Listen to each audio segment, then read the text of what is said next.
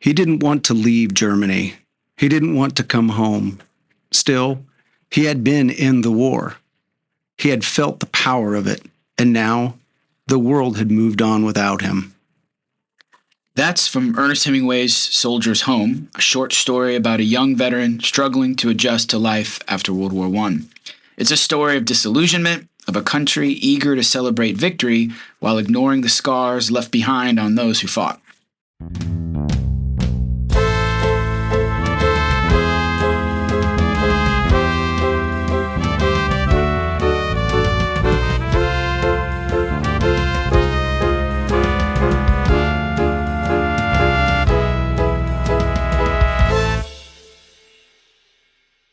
And Hemingway wasn't alone in capturing this feeling. Millions of soldiers returned to an America that had actually already moved on. The war had promised soldiers glory and heroism, but what it delivered was trenches filled with the dead, the deafening roar of artillery, and the silent, lingering trauma of those who survived. In today's episode, we're diving into the immediate aftermath of World War I. Not just for returning soldiers, but for the women who had taken on new roles in society, African-American veterans who had fought for democracy overseas only to be denied at home, and anti-war activists like Eugene Debs who were silenced. And this was a time of a lot of change, but also deep fractures in American society. The war had left a mark, not just on those who fought in Europe, but also those who had fought, quote unquote, on the home front.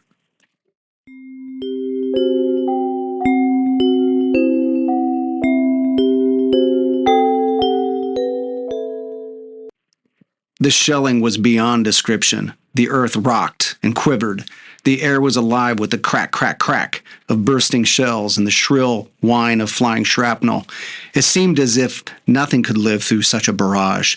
This was a quote from Sergeant Alexander McClintock, an American soldier who was serving with the Canadian Expeditionary Force, detailing his experience under heavy shelling. The end of World War I, November 1918, wasn't really an end at all. At least not for those who had survived it. Millions of young Americans had been sent to Europe to fight in what was supposed to be the war to end all wars. Instead, they found themselves in an unrelenting nightmare. Trench warfare, poison gas, machine guns that mowed down entire units in seconds.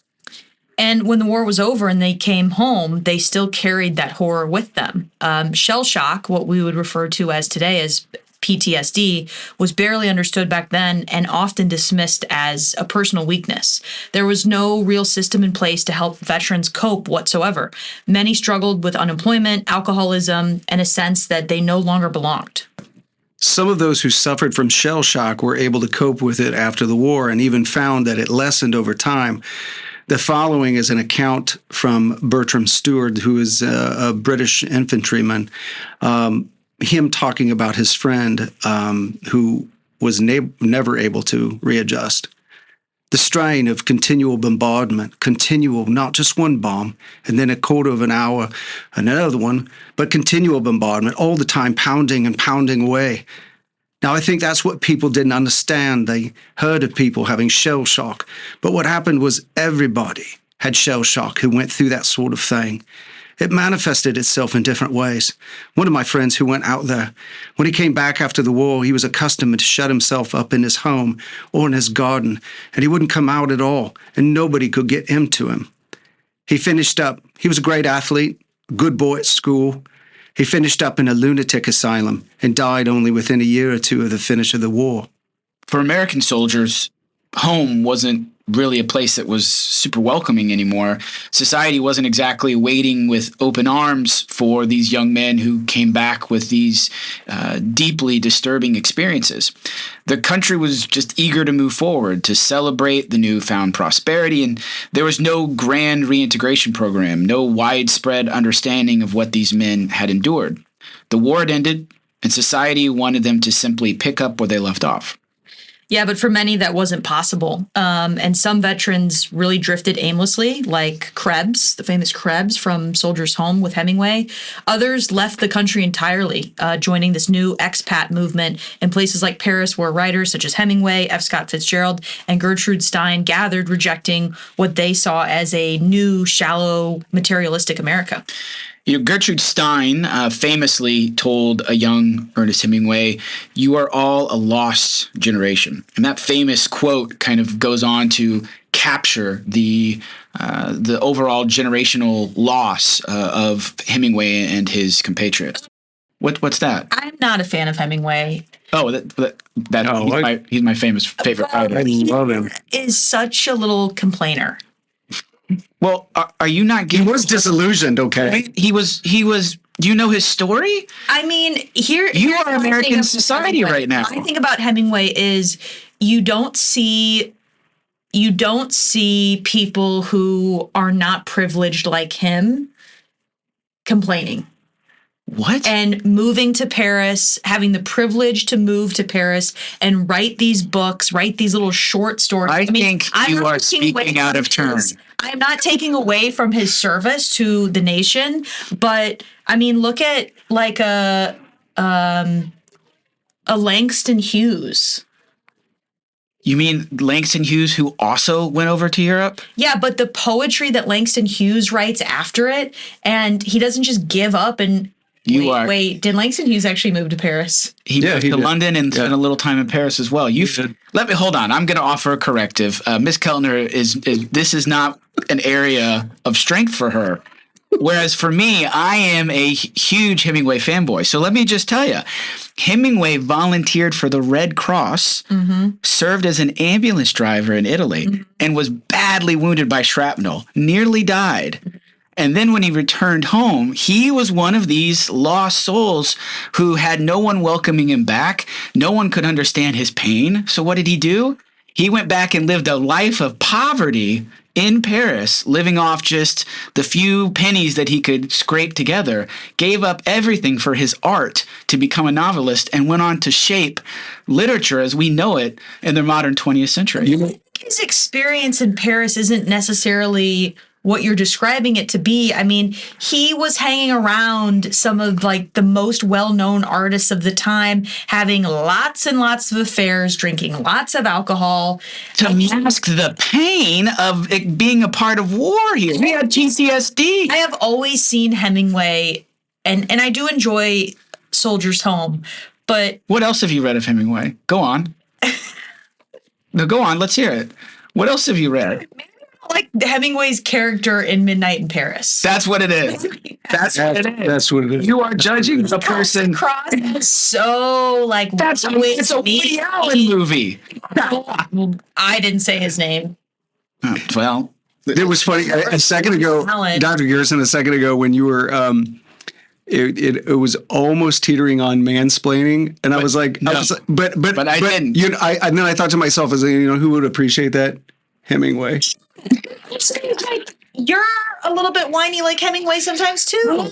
Oh my gosh, this is upsetting. I too am huge fan of Hemingway. I think his writing, his telling of a story it's plain, it's stark, it's kind of stripped away, just like a lot of unneeded varnish. Exactly. Right? And so consider this passage from F. Scott Fitzgerald, This Side of Paradise. Getting back into, we're going to kind of get away a little bit of from Hemingway, but to kind of get back into what Stein was talking about with regard to being a lost generation.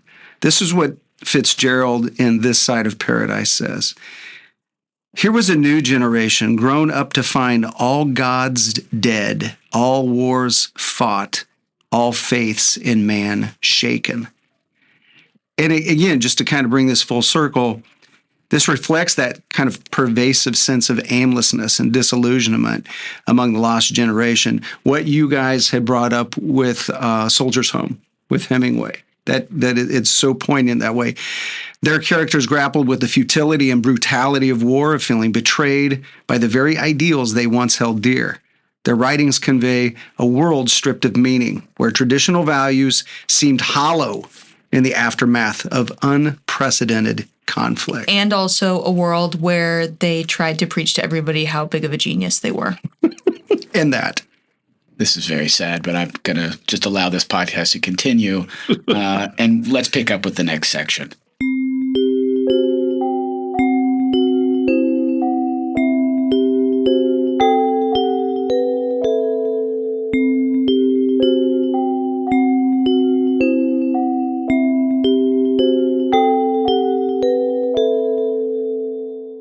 Okay, I want to apologize to everybody for my quotes about Ernest Hemingway. I'm going to read some more Hemingway. Wow, and this is big of you. yeah, I mean, I can't judge. Really, we should just be blaming Woody Allen. I'm okay with that. Yeah. Yeah, that's fine with me. I think we all agree on that. Yes. Okay. So while men, not like Woody Allen, were fighting overseas, women stepped up into roles that they had really never been able to occupy before. Around 1 million women entered the workforce during World War I. They work as factory workers, nurses, even government clerks. Some of them go over to Europe as nurses working for the Red Cross. But once the war ended, they were expected to return to those traditional roles as if nothing had changed. But of course, something had changed. Women weren't now willing to just go back quietly. The war had proven their capability, and the push for the 19th Amendment, which gave women the right to vote, gained an unstoppable momentum, culminating in ratification in 1920. It's about time. Besides political gains, culturally, women also started rejecting Victorian ideals of womanhood, and the flapper emerged, symbolizing a new kind of woman. This was a woman who wore shorter skirts, wore a bobbed hairstyle, danced to jazz, drank in speakeasies, and openly challenged social norms. And the it girl of the 1920s, Clara Bow, Taylor Swift has a song called Clara Bow. Oh, wow. And Louise Brooks, with their sharp black bobs, became cultural icons. Did you guys know the derivation, or one of the lesser known derivations, I guess, of the term flapper? No. Where does that come from? So I was digging a little. Do you know dug this? a little bit too. Yeah. Is it from the British perspective? Yes. So the little birds going to flap? Yes, and I thought that was really Like interesting. when they danced. It's like when girls are kind of when a baby bird leaves the nest and all it has is really pin feathers, and it's really trying to we've all seen fledgling birds leave the nest for the first time. It's kind of awkward and everything, but it's their out into the world, their kind of maiden voyage. And I think I can't remember the British novelist's name, but he said it's he describing women in that same way. It's like finally they're able to stretch their wings and give it a go and see where they end up. And smoke a cig. Smoke a cig, drink a little bit, go do the Charleston. Show some ankle skin. Yeah, those ankles. Whew. So a famous essay about these new women of the 1920s was from Ellen Wells. And in 1922, she wrote A Flapper's Appeal to Parents. And she said, "We want to live our own lives, not an imitation of your lives. We are the younger generation. The war tore away our spiritual foundations and challenged our faith. We are struggling to regain our equilibrium. The times have made us older and more experienced than you were at our age." You know what that reminds me of? Ellen Wells Page's little quote there, Varsity Blues. I don't want your life. You know what I'm talking about? Yeah, that was spot on too. It's pretty good, right? Yeah, that's not bad. Never seen birth. Oh my gosh. It doesn't surprise me. That was written by Hemingway. I feel like I'm losing on this episode. My comments have You are never, ever going to not win. It's okay. Okay. Good. Just we all have room for growth. That quote that you just gave us, Miss Kellner, if let's say you were an APUSH student and this was on a DBQ, how would you hip that quote? I think I would I always go for historical context. Yeah, me too. I mean, I think that is just such a simple way for students of whether it is a graph or a chart or a primary or secondary source, that is just one that you can never really miss as long as you know the history around it. I think another one could be her point of view, right? She's obviously a woman. She's experiencing all of these changes firsthand. And so that is going to impact what she's writing here. That's a 5 answer. That's cash money. Wow. Yes. Way to go.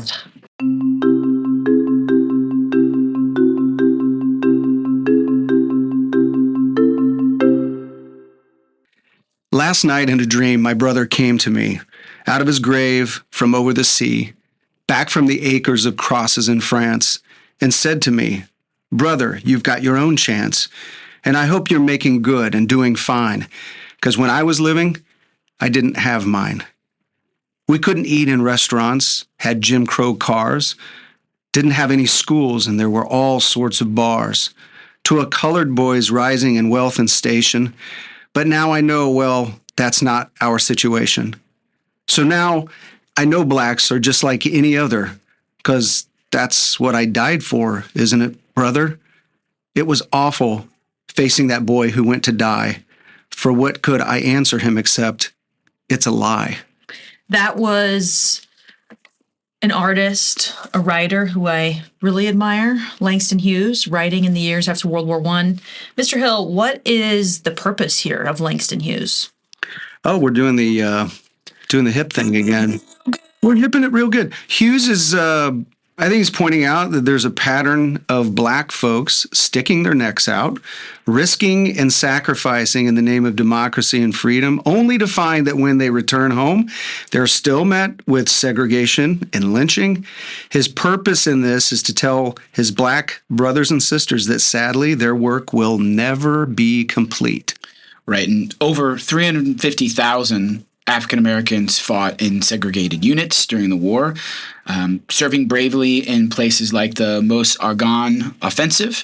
But when they returned home, they weren't treated as heroes. They were still seen as second-class citizens. And back home, the Great Migration, which had already started before the war, really started to accelerate, where black families started leaving the South for northern cities like Chicago, Detroit, St. Louis, and they're seeking better jobs and an escape from the racial violence in the Jim Crow South. But instead of opportunity, they actually found quite a bit of resistance. The summer of 1919 became known as the Red Summer. White mobs attacked black communities across the country. Some of the worst violence is in Chicago and Washington, D.C. And having escaped Jim Crow, many of these migrating families believed they would soon find a better life. But instead, the industrial North and the urban Midwest often proved incredibly hostile, forcing black families into crumbling 19th century dwellings in crowded neighborhoods. While factories needed workers, there were also European immigrants and white migrants from rural America, and they were all competing for the highest paying jobs and the best path to securing the American dream.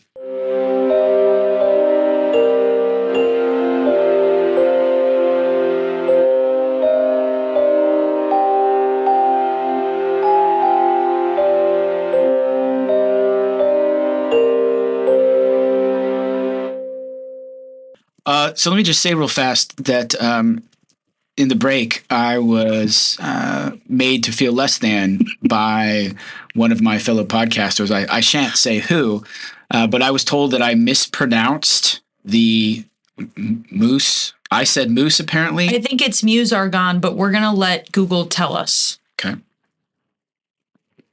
Oh, there's an ad. Here it comes. Here comes. And Argonne is another river. So what? that's your French pronunciation here. Meuse, Argonne. Okay, I was not far off. You were not far off. And I think, the fact that I am... Moose. The fact that I'm able to sit here and speak as eloquently as I am, despite the fact that I grew up in a little place called Southeast Missouri. There once was a boy from Jackson. And we had our own way of talking. That boy. And, you get ridiculed and made fun of. A podcast that 7 people listen to. Oh, hey, we more than 7. We have quite the audience. And I got to tell you this. I wouldn't be surprised if quite a few of our audience members come from that little town. Humble little town. Well, there you go. Jackson. I'd love to do... If you're not careful, they might have something to say whether you're from Jackson or from wherever, and I always tell my students this, if you want to make people believe you are French, that after anything you say, oh. Yeah. So I think if you say, mentioned that. nous allons, oh. Right. I just needed Yeah, that. you need a cigarette and a bit of cheese, Right. and a glass of wine. See, if I would have said it like that, maybe I wouldn't have been castigated. Sometime I would like to record an Casting. episode Nice. from Jackson. Yeah, I mean, generally they're welcoming people unless you push them too far. We take the show on the road. Yeah, That with live audience. Jackson Mo. Really popular podcasts do end up having like live shows. I love it. Yeah. Let's go. Okay. All right. We're going to continue on now. We're going to transition to a pretty controversial moment in American history. So let's get back to this moment where the war wasn't just fought on the battlefields of Europe. So we're going back to the home front where the U.S. government waged a campaign against dissent and free speech. And during World War I, President Woodrow Wilson's administration cracked down on anti-war activists. Socialist workers, unions, all kind of pushing back against this war machine. And really, it was anyone who dared to question the United States' involvement in World War I. Yeah, there were two powerful pieces of legislation during this time, which made it a crime to speak out against the government, the military, and the war effort. And those were the Espionage Act of 1917 and the Sedition Act of 1918. And these weren't just minor laws. People went to prison for exercising their First Amendment rights. And famously, you have Eugene Debs, the 5-time socialist presidential candidate. He was sentenced to 10 years in prison simply for giving a speech criticizing the draft. And he told a crowd in 1918, You need at this time especially to know that you are fit for something better than slavery and cannon fodder. and it was for those words that he was arrested, convicted, and spent nearly 3 years in prison before his sentence was commuted.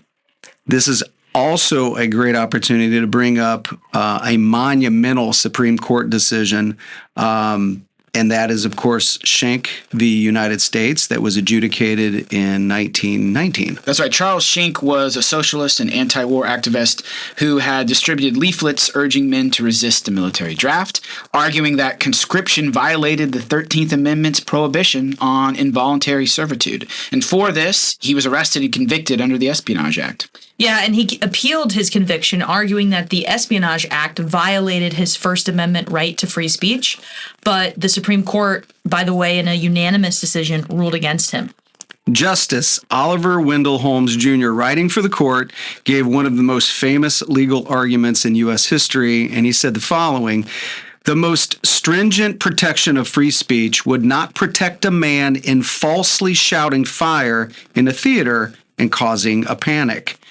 This case established the clear and present danger test, meaning that speech could be restricted if it posed an immediate threat to national security. And in this case, that meant discouraging people from supporting the war. The ruling in Schenck effectively limited free speech during wartime and justified mass arrests that followed, and has been used as a precedent in later times to take away people's First Amendment freedoms during times of national security issues. Right. The climate of fear and repression carried over into 1919 and 1920 as America experienced its first Red Scare, a nationwide panic over the supposed spread of communism, anarchism, and the fear that this was somehow going to leave the fields of Europe and make its way to small town America. Attorney General A. Mitchell Palmer, with the help of a young J. Edgar Hoover, launched the Palmer Raids, where the government rounded up thousands of suspected radicals, many of them immigrants, and deported them without trial. And the war was over at this point, but it seemed as if the fight against dissent against the government was not. The government had expanded its power in ways that permanently shaped American civil liberties, setting the stage for future conflicts over free speech, national security, and government overreach. And of course, this wasn't the last time in American history that we are going to see free speech and civil liberties restricted in the name of national security. Absolutely. We've seen echoes of this crackdown in later moments of American history. During World War II, for instance, the government used national security fears to justify the internment of Japanese Americans. These were American citizens stripping thousands of their constitutional rights based on race. In the 1950s, Senator Joseph McCarthy and the Second Red Scare targeted supposed communists in government, media, and education, ruining lives based on suspicion alone. And we can go even further into the 21st century. After 9/11, the Patriot Act expanded government surveillance, allowing federal agencies to monitor communications and detain individuals suspected of terrorism without due process. So I think it's really important that we see this huge change in American history during World War I and following World War I, that the government is taking on an extreme amount of power and using national security as a justification to restrict civil liberties. This, of course, raises an important question.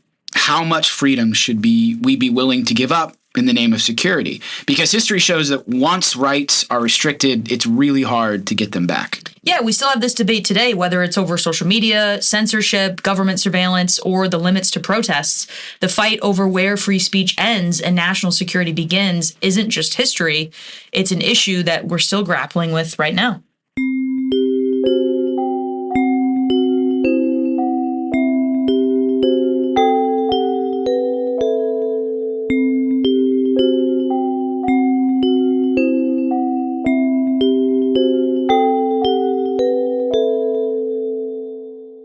As we begin to wrap up, we would like to thank our sponsors. Junior Java, a student-led coffee and tea company with a mission to make education more equitable worldwide. Every purchase helps support kids in need. Fuel your studies and support a great cause. Check out juniorjavacoffee.com to shop and learn more. Thanks, Junior Java, for keeping us and history brewing. Also, big thanks to Cats of Family Dentistry, Scrawny Arms Farm, the Healthcare Group for Women, and Right on Ruben Schlansky College Essay Tutoring. As always, we are honored by their support. The years immediately following World War I were filled with contradictions. Progress and repression, celebration and trauma, opportunity and exclusion. As for the rest of the Roaring '20s, well, we're just getting started. And if you're thinking about history's impact, look at it today. Veterans are still struggling with their trauma and stress incurred from their service. Racial tensions still remain at the center of national conversation, and immigration debates continue. Thanks for tuning in. Follow us on Instagram at @APushForAll. You can find our podcast on Spotify, Apple iTunes, and YouTube. Until next time, keep learning from yesterday to make sense of today.